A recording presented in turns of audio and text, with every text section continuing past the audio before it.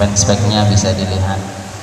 Artinya biar terekam digital ya, ada jejak digital kita ketika kita sudah melaksanakan suatu. Nah, jadi ini sudah ada jadwal ya, sudah ada jadwalnya dari Ahad sampai Ahad lagi. Subuh apa saja yang pelajari, sore, maghrib sampai isya. Ya, sudah. Pembinanya sudah masuk semua ya. Ada 13 pelajaran. Ya, nanti lihat sendiri. Ada yang sudah dapat nggak? Belum ya. Oke. Baik. Kita mulai ya. Sudah kembali yang ambil kitab? Ya, kita mulai dari tafsir suratul Fatihah saja. Ya. Bismillahirrahmanirrahim. Assalamualaikum warahmatullahi wabarakatuh. Waalaikumsalam warahmatullahi wabarakatuh. Alhamdulillah wassalatu wassalamu ala Rasulillah Muhammad ibn Abdullah wa ala alihi wa sahbihi wa wala. La haula wa la quwwata illa billah.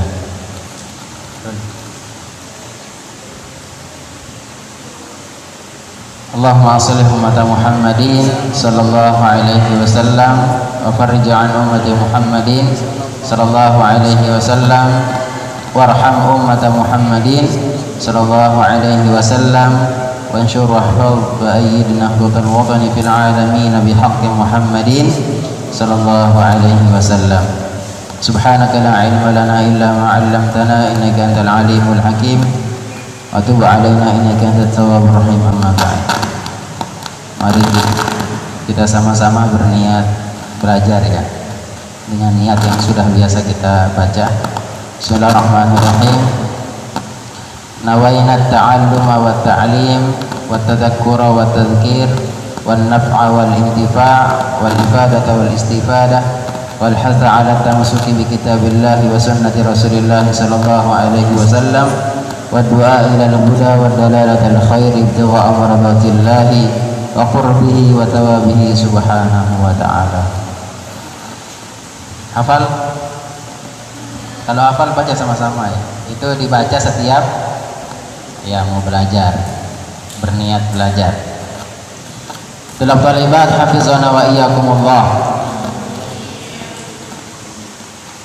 Alhamdulillah, pada sore yang penuh barokah ini kita dapat berkumpul kembali dengan dalam keadaan sehat walafiat. Saya ingin sebelum mulai merefresh kembali ya ingatan kita bahwasanya apa saja yang kita konsumsi, kita makan untuk kebutuhan tubuh ini itu pasti bersumber atau tumbuh dari bawah kita, yaitu apa? Tanah. Tidak percaya? Coba lihat. Kita makan apa? Nasi. Apakah nasi itu kan nasi itu berasal dari apa? Padi. Padi itu dari beras ya. Beras itu dari padi. Padi itu tumbuh di mana? Di bawah kita, iya kan? Kemudian kalau sayur-sayuran, buah-buahan, apapun bentuknya yang kita konsumsi untuk tubuh ini, maka dia itu berasal dari tanah. Lalu pertanyaannya, apakah hanya tubuh kita ini saja yang butuh makanan, yang butuh nutrisi, penambah imun, penambah ion, penambah apa bahasa biologi kalian lah itu ya. Tentu dalam tubuh kita ini bukan hanya raga kita ya yang zahir kelihatan ini saja, namun ada yang kata Nabi, inna fil jasadi mudghatan idza saluhat saluha sa'iru amali sa'iru jasadi wa idza fasadat fasadal jasadu kullu ala wa hiya al-qalb. Ini yang perlu kalian ketahui pertama ya. Kata Nabi, ketahuilah bahwasanya di tubuh kalian itu ada segumpal daging. Ya, yang segumpal daging itu kalau baik maka baiklah seluruh anggota tubuh yang lain. Kalau rusak maka rusaklah. Itu adalah apa? Hati. Hati-hati dengan hati. Hati itu rahasia. Di sana ada cinta, di situ ada benci, di sana ada sayang, di sana ada dan sebagainya. Hati. Wa ma adraka ma hati. Hati ya.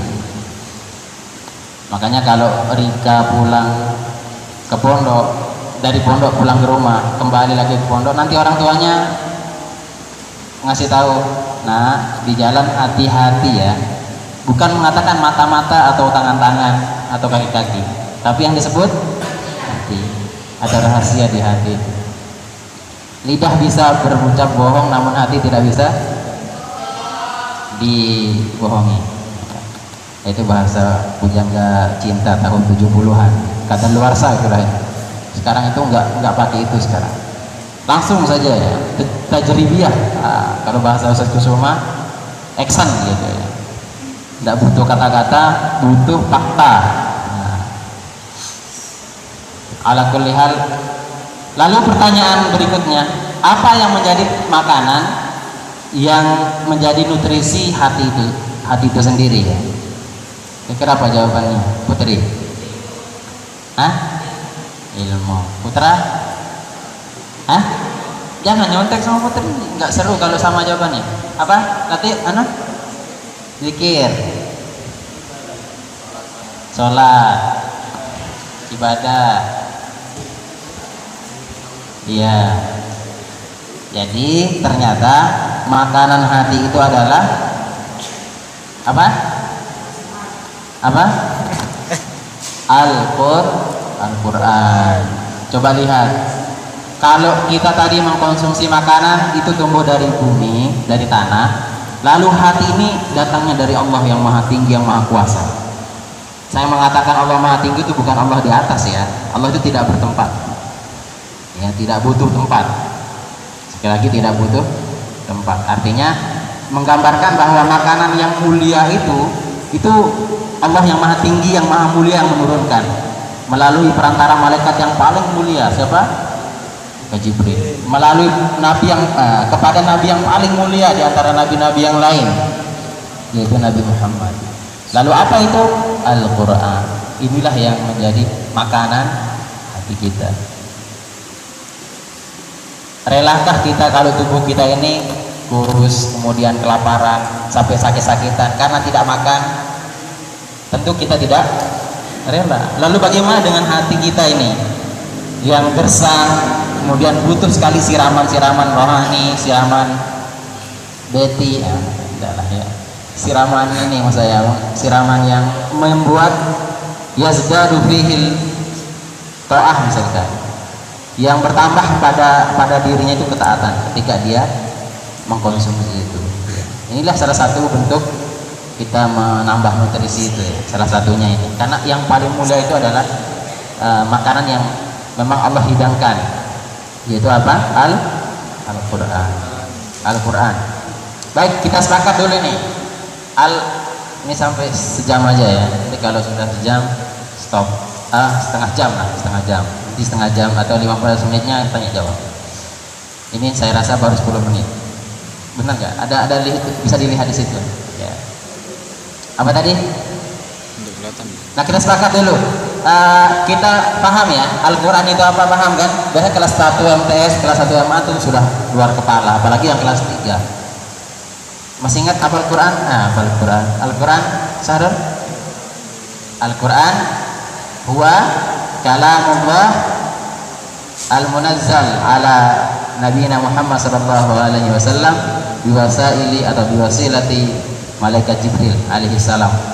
Al-muta'abbadu bi tilawatihi, itu bahasa Arabnya. Tapi kalau bahasa Indonesianya apa? Al-Quran adalah firman. Apa itu firman? Perkataan. Kalamullah ya. Kalamullah yang mulia yang diturunkan kepada Nabi Muhammad sallallahu alaihi wasallam melalui perantara malaikat Jibril. Kemudian yang membacanya dianggap ibadah. Baik. Sekarang ini karena konteksnya kita belajar sebelum masuk Fatihah, saya masuk ke tafsirnya dulu supaya paham. Baru masuk ke fikihnya, baru terakhir kita masuk tafsir. Maknanya. Oke, tafsir Fatihah itu kalau kita baca dalam ini ya, Fatihah itu adalah surah yang Allah yang berfirman kemudian sudah jadi milik kita.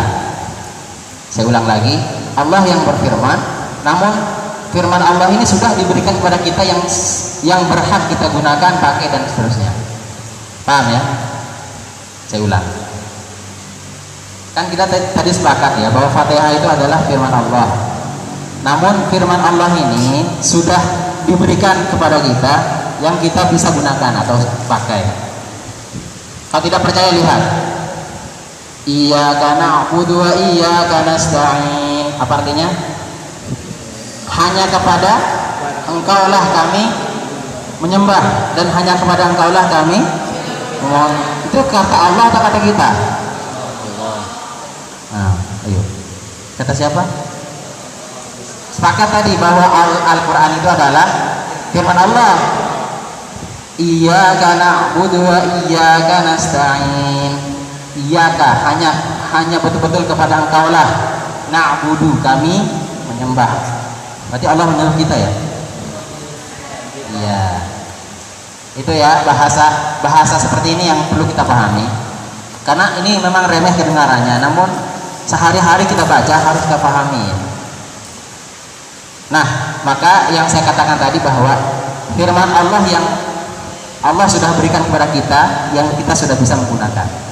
Maka dalam tafsir ini disebutkan bahwasanya ada kalimat yang tersembunyi yang ditakdirkan, ya. Ada kalimat yang tersembunyi yang ditakdirkan pada lafaz iyyaka na'budu wa iyyaka nasta'in ihdinas siratal mustaqim dan seterusnya. Apa itu? Wa yuqaddaru fihi qabla iyyaka na'budu wa iyyaka nasta'in qulu. Nah, ternyata gini tafsirannya Adik, biar paham. Tadi alhamdulillahirabbil alamin, segala puji bagi Allah Tuhan semesta alam. Ar-Rahmanir Rahim, yang maha pengasih lagi maha. Maliki yaumiddin, yang merajai atau yang menguasai hari pembalasan. Itu kan masih sana ya, masih pujian ya, masih pujian. Nah, baru di iyyaka na'budu. Nah, barulah disebutkan dikatakan bahwasanya katakanlah dengan kalimat ini. Allah menyuruh kita mengatakan iyyaka na'budu wa iyyaka nasta'in. Ada kalimat qulu, perintah di situ. Perintah fi'il amr yang mengatakan, "Hei hambaku, katakan seperti ini.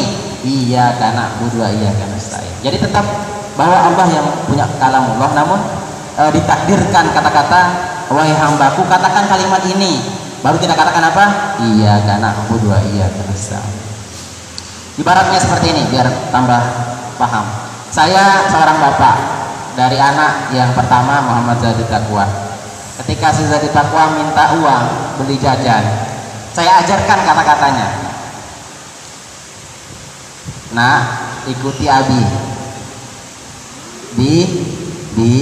Minta uang 10.000. Saya yang mengatakan dan saya ajarkan dia, dan dia gunakan kalimat itu, ya. 10.000 untuk beli dodol atau beli cendol, apa bakso biasanya, bentol. Minta uang, ikuti Abi, ya. Abi minta uang. Kata si Takwa ini, ya, paham ya? Itu kata siapa? Saya yang mengajarkan Takwa. Begitu juga tadi firman Allah, "Wahai hambaku, katakan ini ya, iyyaka na'budu wa iyyaka nasta'in." Hanya kepada Engkaulah kami menyembah dan hanya kepada Engkaulah kami minta pertolongan. Paham ya? Nah, itu maksudnya kalimat tadi itu. Jadi kalau enggak seperti itu, nanti bingung kalian. Katanya Al-Quran itu firman Allah. Kok Allah mengatakan pada kalian, pada engkau kami beribadah, menyembah gitu kan? Nah, supaya tidak terjadi irtibas seperti ini, maka ulama tafsir jauh sebelumnya sudah mengatakan di awal-awal tafsirnya mengatakan wa yuqaddaru fi awwaliha qulu, dan ditakdirkan pada surah Al-Fatihah ini, awal surah Fatihah itu adalah qulu, wahai hambaku katakan ini. Qulu perintah untuk semua orang ya. Kalau Nabi sendiri kan qul, katakanlah wahai Muhammad. Tapi kalau ini kalimatnya qulu, apa artinya qulu? Katakanlah oleh kalian atau oleh mereka hamba maksudnya. Liyakuna ma qabla iyyaka na'budu wa munasiban lahu bikauniha min maqalil ibad, min maqulil ibad. Karena memang gambaran perkataan tadi iyyaka na'budu wa iyyaka nasta'in adalah kata-kata hamba. Yaitu adalah kata-kata hamba. Paham ya, Putri ya? Atau pernah mendengar sebelumnya? Pernah? Jadi penting Fatihah ini ya. Ini dari tafsir, kita dari tafsir supaya paham. Jadi bukan sekedar kita baca kemudian tahu artinya, terjemahannya, tidak tahu secara mendetail dari segi kata dan seterusnya. Itu dari tafsir ya.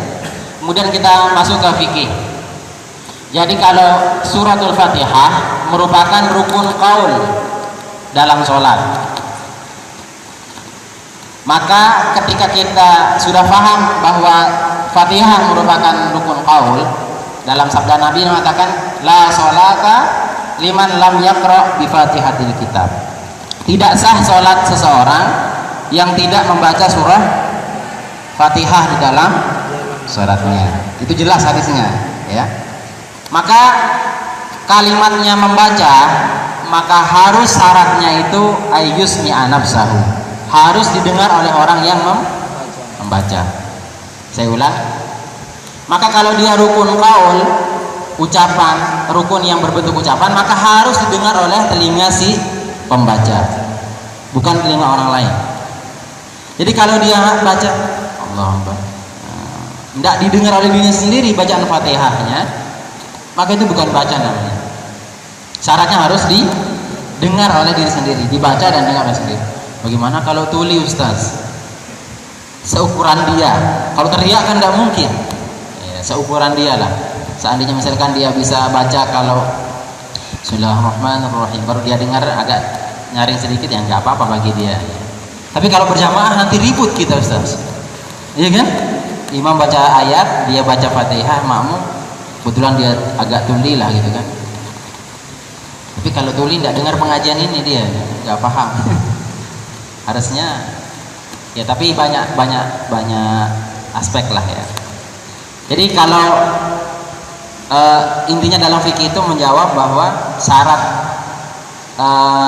membaca itu harus didengar oleh diri sendiri. Ayyusmi anafsahu. Nanti cari di kitab Safinatun Najah itu jelas. Apa-apa yang termasuk rukun qaul, Putri? Pertama, takbiratul ihram.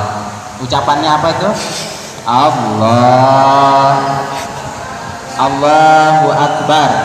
Itu takbir namanya. Takbir apa? Takbiratul ihram. Masih ingat takbiratul ihram itu apa? Takbir yang diucapkan untuk membuka sholat yang mengharamkan sebelumnya halal. Itu namanya ihram. Sebelum kita sholat kan boleh makan ya, boleh minum, boleh bicara. Tapi kalau sudah sholat, no, nggak boleh.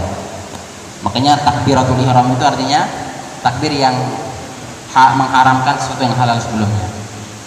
Paham ya? Karena takbir setelah takbiratul ihram itu bukan takbir ihram namanya. Ruku, Allahu Akbar. Itu apa? Takbir apa namanya? Ayo siapa bisa? Tak kasih hadiah. Dari ruku ke i'tidal kan sami Allahu liman hamidah, enggak pakai takbir. Ruku lagi, sujud lagi baca apa? Allahu Akbar. Allahu Akbarnya itu apa namanya? Takbir apa namanya? Ayo angkat tangan yang mau jawab. Ayo angkat takbir. Ayo Putri, tak kasih hadiah nih beneran. Jangan lihat nilainya tapi lihat yang memberi ya. Siapa? Angkat tangan. Biasanya Latif ini. Takbir apa namanya? Tidak tahu. Masya Allah, udah berapa tahun sholat tidak tahu ini. Ayo Mufid, Yang putri. Insya Allah nggak jadi ya, nggak tahu nilainya ya. Sekarang nggak bawa tas ya.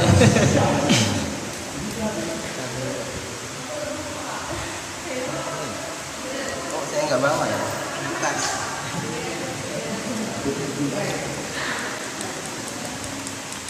Oh ada ini ada, ayo. Lumayan pakai beli bonbon. Iya. Masya Allah. Jadi takbir selain takbiratul ihram namanya dalam sholat namanya takbir intikol.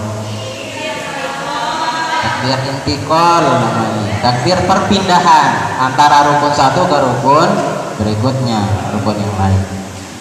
Takbir intikol namanya. Hangus ini. Nanti ada lagi pertanyaan. Baik, apa tadi? Kembali ya. Takbir tadi yang mengharamkan sebelumnya halal. Kemudian yang termasuk rukun qaul itu bacaan Fatihah. Suratul Fatihah itu harus dibaca. Qaul. Apalagi? Yang termasuk rukun qauli.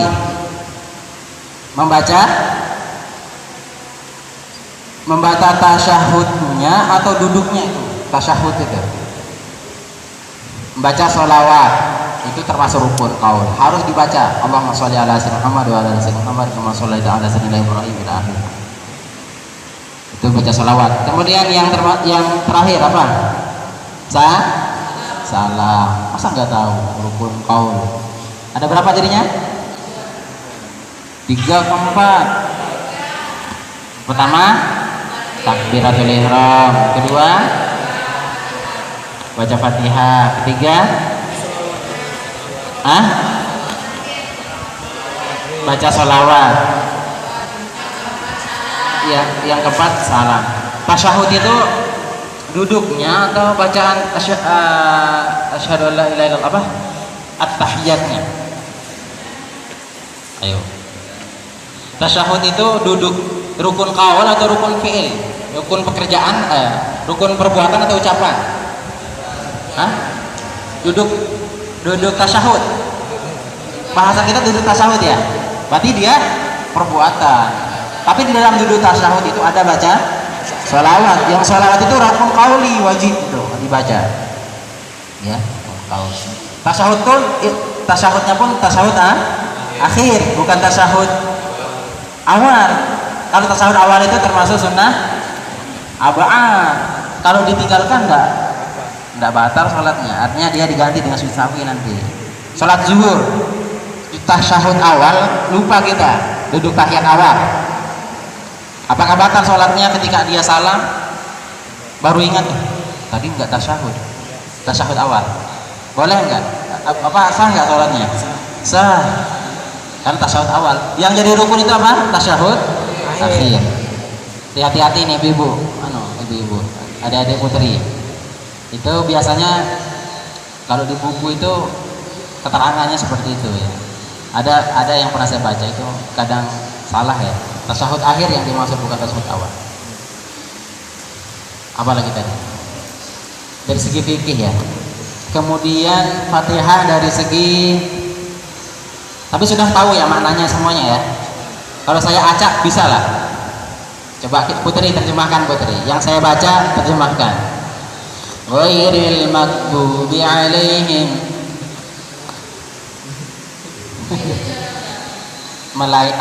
bukan jalan orang-orang yang engkau murkai atau engkau marahi apa ya. Nah itu terjemahannya. Putra. Alhamdulillah. Bismillahirrahmanirrahim. Dengan menyebut dengan nama Allah yang Maha Pengasih lagi Maha Penyayang. Putri. Alhamdulillahirabbil alamin. Putra. Ar-Rahmanir-Rahim. Maliki yaumiddin. Iyyaka na'budu wa iyyaka nasta'in. Hanya kepada Engkau lah Tra, ihdinas siratal mustaqim. Ya, tunjukkan kami jalan yang lurus. Kayak ceritanya Ustaz Kusuma itu. Allah alam, masih ingatkah lupa beliau yang cerita? Ada orang Indonesia yang berhaji tersesat jalan, tapi dia tahu bacaan Fatihah, hafal bacaan arti dari terjemahan dari Fatihahnya. Jadi ketika dia bingung, ya Sayyidi, ya Sayyidi, dia bisa sedikit-sedikit ya. Ihdinas siratal mustaqim ila Ka'bah katanya. Tunjukkan saya jalan yang lurus ya menuju Ka'bah. Dia bingung, sudah ke minimarket, supermarket apa di sana bahasanya, mall lah bahasa kita di sini. Ya, tersesat gitu kan. Akhirnya nanya sama si penjaga di situ, sama alaskarinya, polisinya. Jadi ya dikasih tahu. Tapi minimal kita bisa bahasa Arab itu ya. Nanti kalau kalian tersesat di blok A, ihdinas siratal mustaqim ila RT 30. Gitu kan. Keren. Nah, jadi seperti itu. Jadi ihdinas siratal mustaqim siratal ladzina an'amta 'alaihim ghairil maghdubi 'alaihim waladdallin. Ini sebagai terakhir, baru setelah ini tanya jawab ya. Ini saya punya kitab, namun kitabnya masih bentuk PDF ya, belum saya print. Saya cari kitabnya susah di sini, harus pesan dari Jogja ya. Karangan Sayyid Alawi Abbas Al-Maliki Al-Hasan. Namanya Abwabul Faraj. Nama kitabnya apa namanya? Abwab itu bentuk mufrad, jamak, tasniyah. Tasniyah dari mana?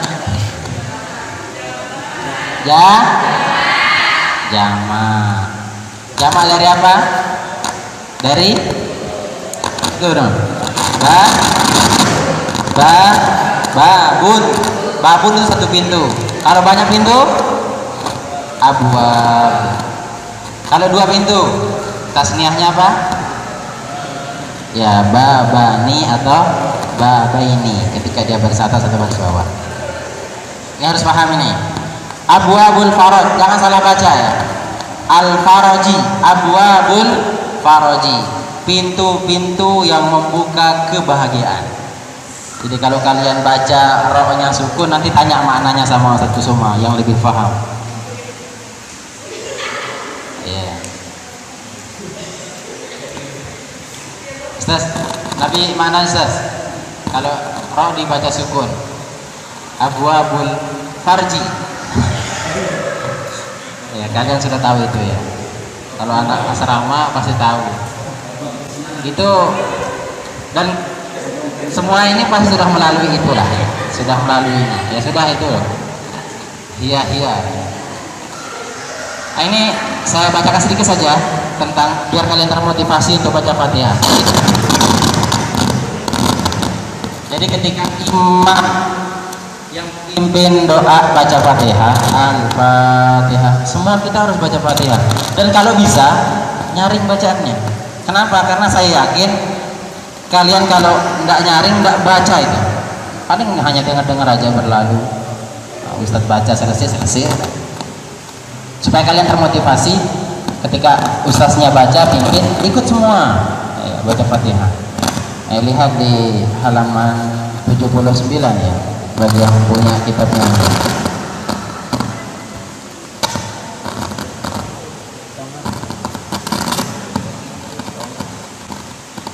Oh ya. Ini hadis yang diriwayatkan oleh Abu Hurairah ya. Ketika turun suratul Fatihah, inna iblis aranna hina unzilatil Fatihah. Sesungguhnya iblis itu sakit, jatuh tersungkur, kemudian ketika turunnya surat Fatihah, iblis itu sakitnya sakit parah ini ya, bukan sakit buat-buatan, sakitnya betul-betul sakit, bahkan sampai merintih-rintih lah. Wa qala mujahidun hina unzilatil Fatihatul kitab ranna fajtama'a indahu syayatin. Sehingga apa? Ini iblis ini. Kalau ketuanya setan, iblis namanya ya, rajanya setan itu iblis. Akhirnya semua setan kumpul menyenguk beliau, mencenguk siapa? Iblis laknatullah ini. Kumpul semuanya. Malaikat itu pada ijtama'a kumpul. Kok malaikat? Setan. Setan tadi kumpul. Oh, menjenguk siapa? Ada yang bawa buah, ada yang bawa roti dan sebagainya lah. Ibaratnya kita ya kayaknya. Akhirnya apa? Iblis marah. Ngapain kesini kalian semua? Iblis ini sambil nada agak keras. Ngapain?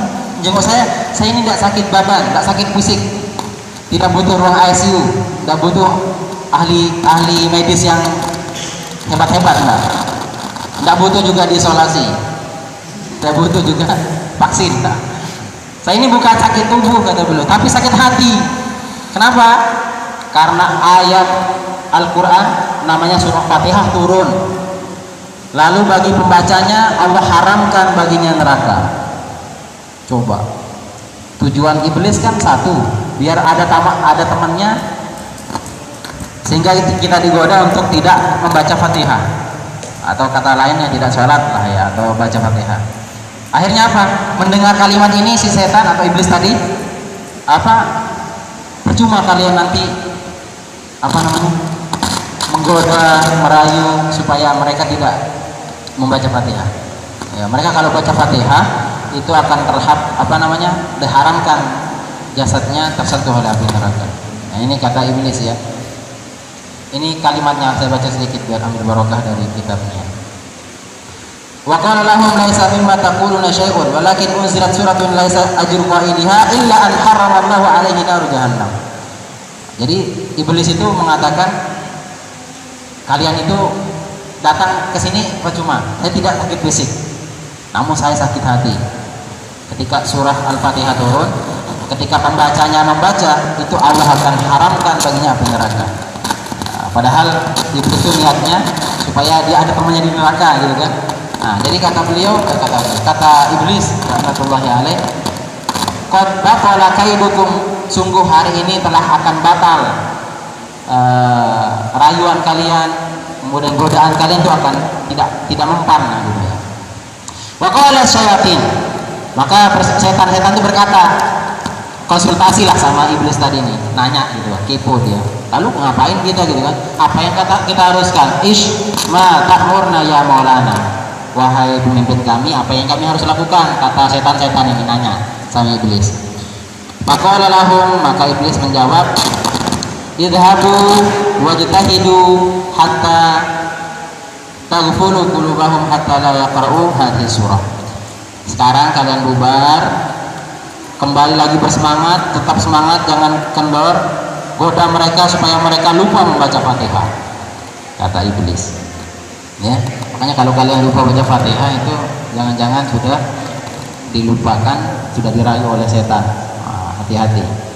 Kaila yang turu qiraatiha, supaya mereka tidak banyak membacanya, wala yakunu lahum ajrun wa thawabun, dan supaya mereka para umat-umat Nabi ini ya tidak membaca dan tidak mendapat pahala dari bacaannya.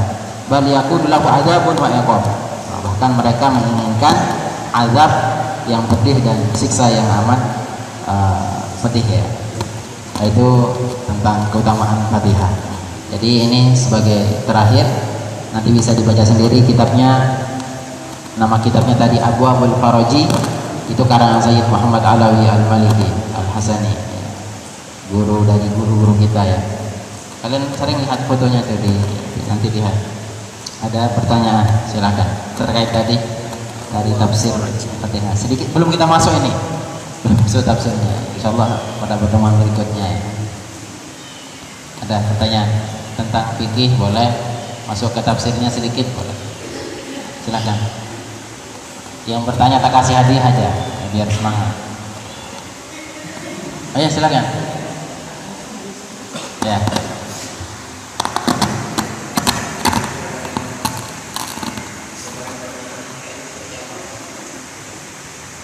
Ya, khobar yang bermakna insya.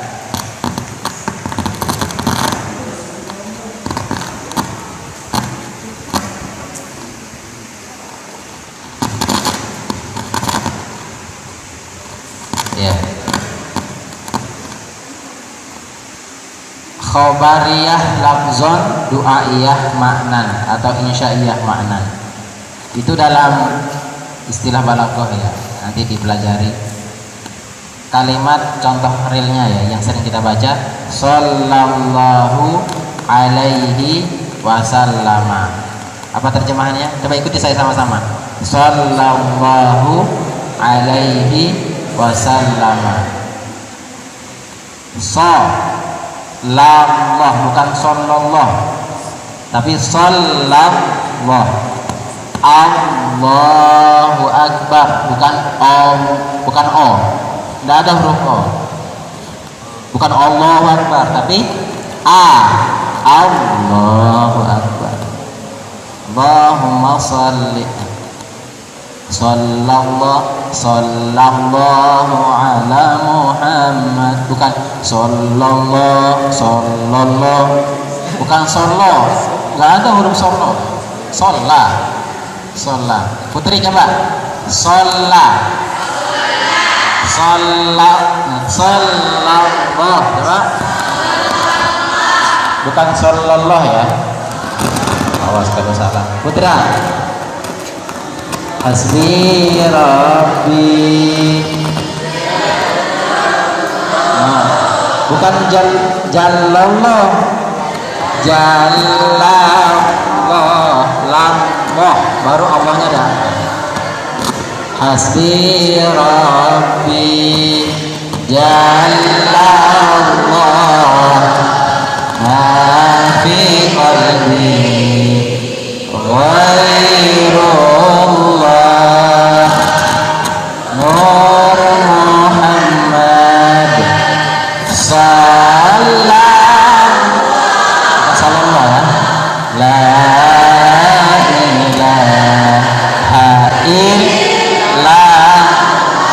illallah, bukan illallah. Oke, sepakat ya. Sallallahu alaihi wasallam, Allah bersolawat kepadanya dan bersalam. Itu secara redaksi memberitahukan. Redaksinya adalah berita. Allah bersolawat kepada apa? Dia. Siapa dia? Nabi Muhammad, dan bersalam. Secara redaksi kalimat ini namanya khobariyah, berita khobariyah. Namun secara makna dia adalah doa. Semoga Allah bersolawat dan salam kepadanya, pada Nabi Muhammad. Jadi makanya disebut dengan khobariyah lafzon. Secara lafaz dia, secara redaksi lafaz dia adalah lafaz khobar, berita. Wa du'aiyah maknan atau insya'iyah maknan. Secara makna dia adalah doa. Siapa ya? Putra. Siapa namanya? Muja, salam sama saya, Mustafa dan saya ucapkan barakallahu fika. Apa? Barakallahu, Allah memberkahi engkau. Secara redaksi dia berita bahwa Allah itu memberkahi kamu secara berita. Namun secara makna dia adalah doa, semoga Allah memberkahimu. Itu artinya. Jadi secara lafaz dia khobar, namun secara makna dia adalah doa. Itu disebut dengan khobariyah lafzon, insya'iyah atau du'aiyah makna sama maksudnya. Itu nanti dipelajari di Mahat nanti ya, insyaallah di kitab Balaghah ya. Ini satu. Ya kalau malu bertanya boleh pakai kertas. Ini dua pertanyaan. Bagaimana posisi kaki yang benar ketika sujud, dan apakah bisa membatalkan sholat apabila kita salah dalam meragakannya? Ketika sujud kaki sebaiknya nempel ke lantai. Kalau tidak menempel, itu tetap sah sholatnya. Namun tidak melaksanakan sunnah. Ya, kita melakukan ya sunnah lah ya, yang sunnah yang sesuai dengan yang diajarkan kita dengan. Karena lucu kelihatannya ada dek putri. Putri putra sama. Jadi kaki ini jari jemari ini nempel ke lantai ketika sujud maupun ketika duduk di antara sujud atau sujud tahiyat. Jadi kalau dia diangkat kan lucu kelihatannya nanti, kayak orang nggak mau sentuh bumi, padahal dia hidup di bumi. Kelihatannya itu nggak bagus. Kayak mau terbang, coba kayak orang mau terbang gitu, mau angkat kaki. Sebaiknya ditempelkan. Apalagi?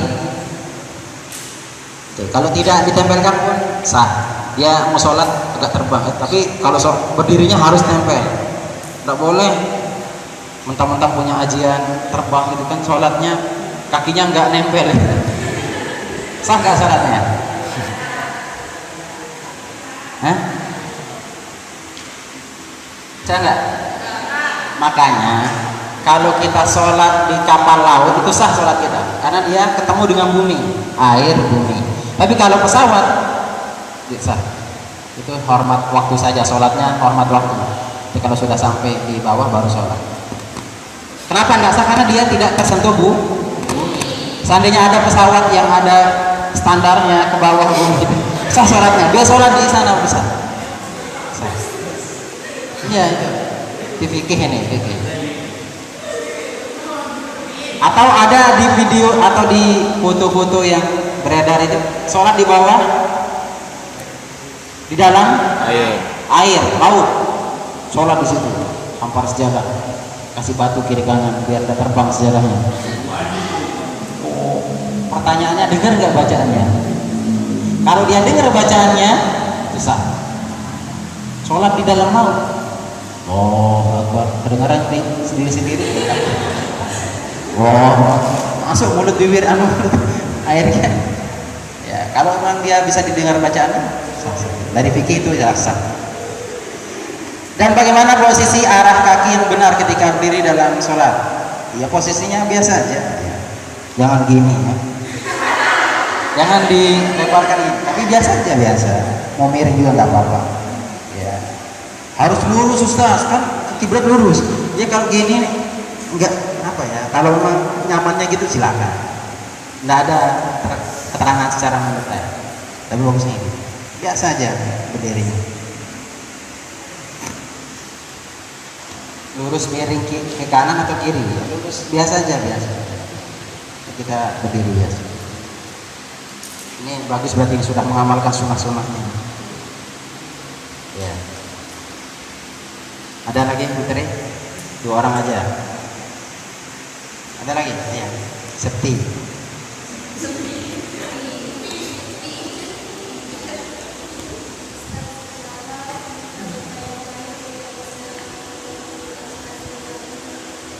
Tidak apa?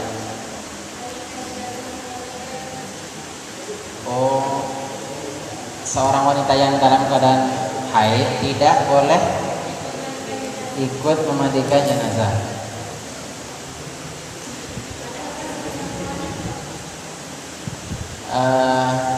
Ini kebiasaan di suatu kampung itu beda-beda ya. Ada yang betul-betul suci menganggap dirinya sehingga orang yang haid itu tidak boleh memandikan. Tidak usah ikut, biarkan kami aja. Tapi dalam konsep fikih itu sebenarnya yang paling pas memandikan itu adalah keluarganya. Ya kalau misalkan saya mati keluarga saya mandikan. Itu lebih bagus, bukan orang lain. Karena orang lain nanti gak bisa nahan mulutnya untuk bicarakan aibnya. Ih, si almarhumah ternyata punyanya gede. Punya ya perutnya kah atau kepalanya kan? Ya, banyak tafsiran gede gitu ya. Atau si almarhum ini kecil punyanya. Jangan mikir ke sana. Ini kalau putri putra ini disebutkan itu pasti ke sana arahnya. Saya nggak mengarah ke sana. Saya betul-betul mengatakan ke situ kelingkingnya gitu ya. Tadi itu perutnya besar, bukan yang lain. Sekarang ini kepala kita harus dilatih untuk belajar mendengar sesuatu jangan langsung negatif. Iya, jangan negatif. Ini saya cerita sedikit. Ada pernah seketika Nabi Ada seorang wanita tua bertanya sama Nabi, Nabi, saya mau bertanya, mau konsultasi sebentar aja, tapi sebentar ya, masalahnya nanti kalau saya pulang itu agak gelap. Kata Nabi, santai saja, santai aja, nanti saya kasih onta kecil, saya kasih anak onta untuk pulang, kata Nabi. Oke, datang sang tua itu menghampiri Nabi, bertanya tentang ibadah, suatu pertanyaan gitu kan. Selesai, akhirnya Nabi mengasih onta yang tua, yang besar. Nah ini untuk engkau wahai si wanita tua tadi. Akhirnya heran si wanita tua tadi. Kita kan dengarnya tadi Nabi akan ngasih unta, anak unta kecil. Tapi yang dikasih unta besar. Akhirnya komplain ini si ibu-ibu tadi. Nabi, kok saya dikasih unta yang sudah tua, yang besar dan tua. Kata Nabi, apakah yang tua ini gak punya ibu bapak? Mikir orang tuanya, apakah yang tua, unta tua ini, yang besar ini gak punya ibu bapak? Otomatis dia anak sebenarnya, anak unta dari berarti memang kalimat anak itu bagi kita yang berpikir sebelum ini kecil, tapi Nabi orientasinya besar dan positif, itu bukan negatif ya, positif, paham ya? Jadi Nabi itu, dan benar itu, dia unta besar pasti punya ibu kan, berarti dia anak dari ibunya, berarti dia bukan anak. Itu luar biasa cara beliau itu. Nah, mudah-mudahan ada manfaatnya. Jadi 3 orang aja ya, nanti saya titip di sama-sama 10.000 aja. Ya, jangan lihat nilainya. Saya itu adik-adik sampai sekarang masih saya simpan uang yang dikasih sama almarhum dan guru Hilmi Najamuddin, Allah yarham, yang telah meninggal dunia setahun yang lalu ya. Sama Tuan Guru Yusran Az-Zahidi, saya pernah juga dikasih. Sama Raden itu ada, saya pernah juga saya simpan uangnya. Bukan maksud saya simpan untuk apa ya? Iya, kenang-kenangan dari beliau lah. Karena luar biasa, ya luar biasa cara. Ya, bagi saya itu ada kenangan sendiri gitu. Tak tulis. Ini dari tak simpan. Ya, ambil barokahnya. Kayak Tuan Guru almarhum Tuan Guru Hilmi Najamuddin itu dikasih Maulana Syekh uang, itu disimpan. Sampai sekarang tuh uangnya masih ada, tidak pernah dipakai. Makanya pernah beliau mengatakan, saya punya uang yang tidak pernah habis, kan tidak pernah dipakai. Ini itu salah satu uang beliau yang dikasih dari guru-guru beliau. Luar biasa. Nanti kita akan cerita panjang lebar lah. Mudah-mudahan ada manfaatnya. Kita tutup dengan doa kafaratul majlis. Subhanakallahumma wa bihamdika asyhadu an la ilaha illa anta astaghfiruka wa atubu ilaik. Nanti jadwalnya ditempel, dilihat pelajaran hari ini apa, siapkan bukunya dan selesai ya. Usahakan kalian istiqomah, semangat, jangan kendor ya. Ambil barokah, kita baca Fatihah dengan niat apa yang jadi niat kalian semua, niat kita semua, mudah-mudahan Allah kabulkan.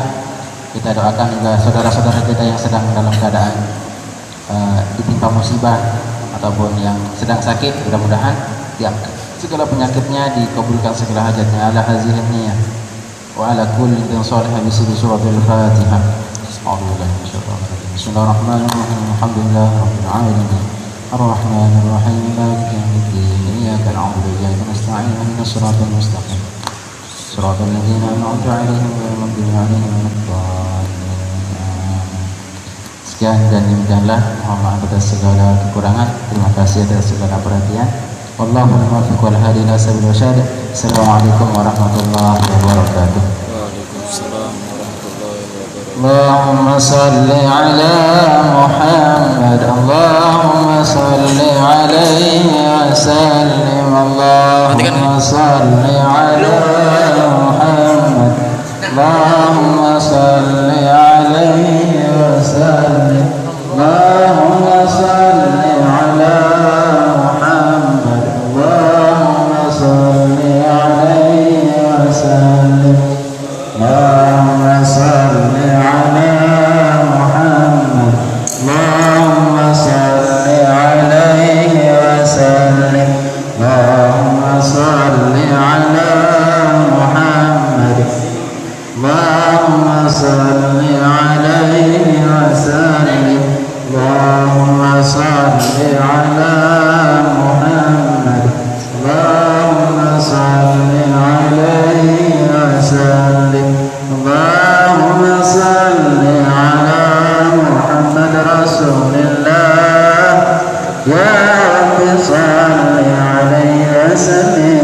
حبيب الله غفر الله منكم ومنكم تقبل يا كريم